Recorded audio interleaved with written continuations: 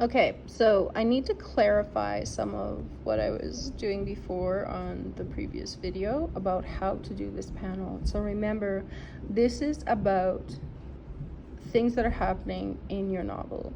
It can be based on like plot points, which would be like individual actions. It can be based on institutional policies, and that's actually part of the setting. People don't really think of this. Like, this was developed to talk about the real world, but you can use it to talk about a novel, even a fantasy novel. So individual actions are what the characters do. Institutional policies are part of the setting. So if they are part of, like, they're in a school is an institution. There are policies in the school that may affect the actions of people.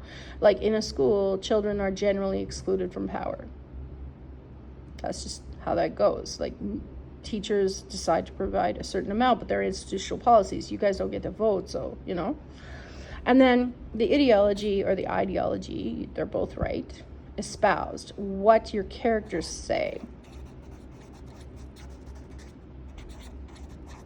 Or what is said in the culture. So you can use it to look at the setting in terms of a cultural setting of what your character's in and things that are happening to your character. So the question is, like, the main question for this panel is there systemic oppression being shown in your novel? Remember that systemic oppression has to include a hostile environment, times, and you have to have evidence. So you have to have evidence of a hostile environment, evidence of prejudgment or being profiled, and evidence of being excluded from power. That's the trifecta that makes up the systemic oppression. But these things in turn are made up from these things: the individual actions, the ideology espoused, and the institutional policies.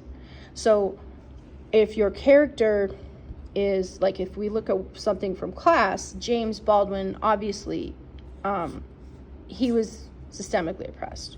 He was in a hostile environment towards Black people, America in the 60s, right? And also and then as a man, his individual actions, like, he was a world-renowned writer, but institutional policies, if he had gone back down south to where his family was from, he's going to get pulled over, and there's places where he can't even drink out of a fountain, right?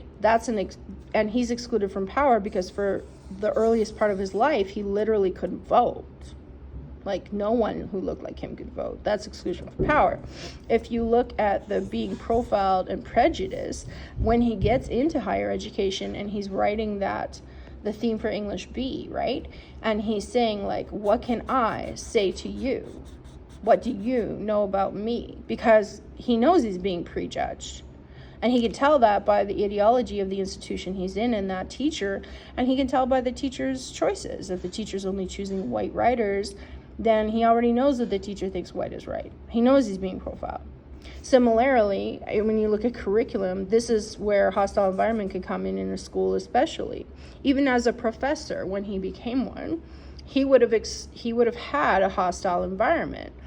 There were institutional policies that might not have been written out loud anymore, but they were still being carried on, where, you know, decisions are being made. A perfect example is I have a friend who was chief of PBCN, and she golfs, Ina Fitzray. She's one of the first female chiefs in Saskatchewan.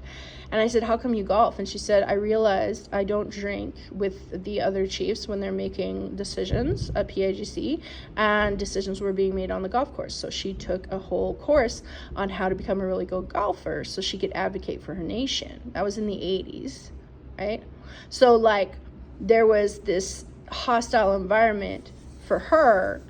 And even though they say, like, we're all equal here, there was a hostile environment for her because she didn't drink, so she couldn't be at the bar when those guys were making decisions, and she didn't play golf, so she couldn't be there.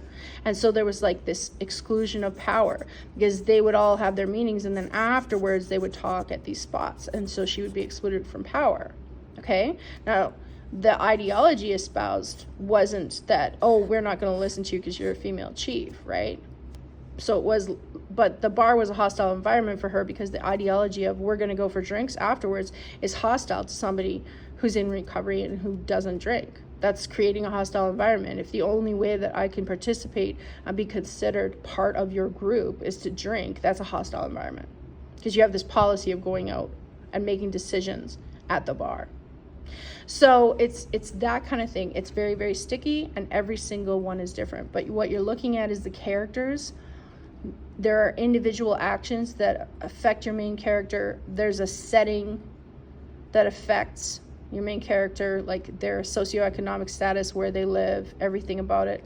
And then there's the ideology of the culture at large, like the people who say things around your character, about your character. That's what creates systemic oppression. Your character might just have an incident, and it's not just, these are all horrible. But your character might mostly just be being prejudged and profiled. But if they are being prejudged and profiled, they are also excluded from power, and they have a hostile environment. That's systemic oppression. So you just put the evidence in these boxes.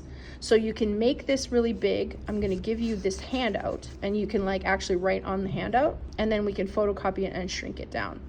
And that's the lesson for panel 10.